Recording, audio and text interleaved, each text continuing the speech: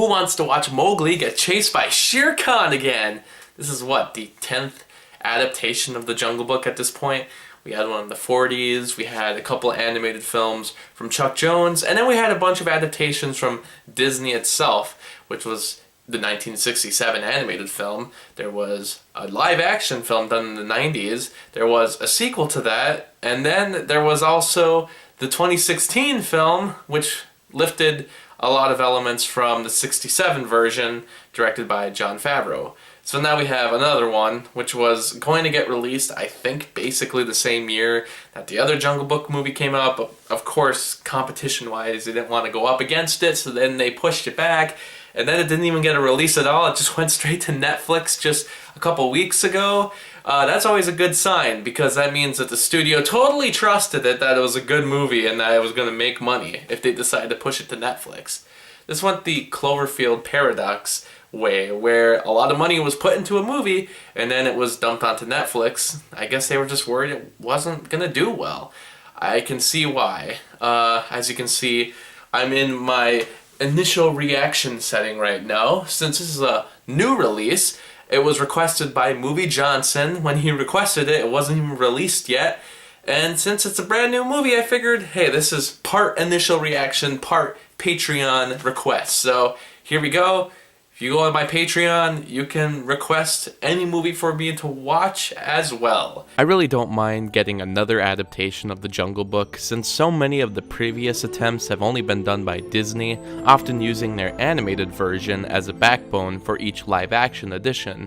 Now it's time for Warner Brothers to work their magic, except this time it didn't get a release in theaters, but was given exclusively to Netflix. It's a shame. That means we'll probably never see any good special features on this Andy Serkis pet project. Mowgli centers around, well, Mowgli, of course, as he's found by the wolves as a baby. When he grows older, he tries to train with the others, but it just never pans out correctly, and it's decided by a very aggressive Bagheera that he needs to go to the man village, which is constantly growing in size, while under the constant threat of Shere Khan. So it is exactly like all the other films that have been made about the Jungle Book before, when you stick to the basics. There are a couple of changes though. For instance, there's this whole subplot about this white hunter who's trying to kill the cow's predator, Shere Khan, and it sometimes follows the book more closely. Baloo is shown to be more stern, taking the teacher role, and Kaa the snake is seen helping the boy rather than trying to eat him, something that I think was pretty much established in the Disney version. I don't really know if fans of the book will find this to be a more suitable adaptation, since I know they have issues with the Disney movies, but the dark tone does seem to be heavily prevalent, and with that, you get the first notable problem with the movie, which is that it's tonally awkward. I'm fine if there's a darker take on the Jungle Book, but sometimes you have these cuter moments or calming moments, and it lacks any real threat, and that doesn't mesh well with some of the other moments. It makes me question who this movie was made for, but perhaps that's exactly what the fans were needing. The characters come across as unlikable for the most part. If they are being more close to the book, then I'd understand why Disney made changes, because none of these animals have any charisma this time around. Baloo is the most different from any other movies I've seen, but he lacks any personality or chemistry, which is disappointing. Shere Khan is disappointing as well. Even if the voice acting is superb from Benedict Cumberbatch, I just see him as a typical grouchy, power-hungry leader. The only thing that makes him different this time around is that they actually include the hyena sidekick, but once you see this in action, his pointlessness will make you understand why he's been cut from all other adaptations. Mowgli himself isn't interesting enough either, which has been an issue for me with all these versions, but since the animals lack any screen presence, it makes the whole experience boring. I suppose the real ingenuity of this one would be the special effects. Andy Serkis is the god of motion capture, and it's continued good work here. Even if the character designs are nothing special, and even then the CGI could have been a little better, you can at least understand the emotions on their faces, something the 2016 Jungle Book lacked. There are some things done here and there that are better than any other version I've seen. The man village in Mowgli using fire, which kicks him out of the pack, is done and explained much better than before, and his joining of the village is actually explored.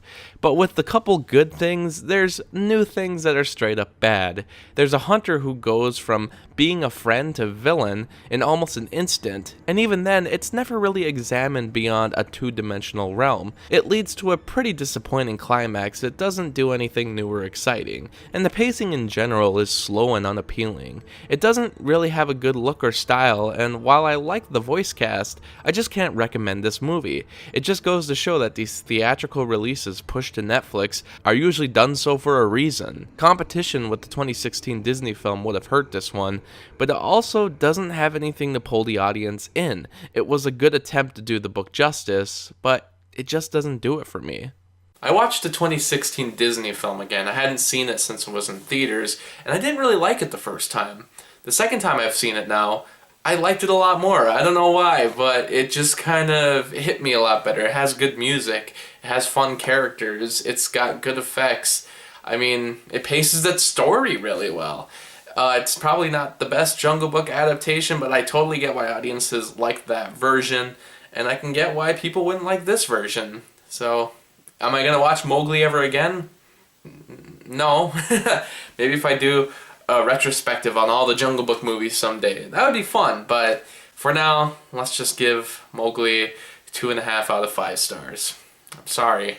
Thank you for watching the video. A special thanks to Movie Johnson, Ryan, and Lucas for supporting me on Patreon. If you'd like to be like them and get exclusive access to content and blogs and even request reviews monthly, please click on the Patreon link, and thanks for your support.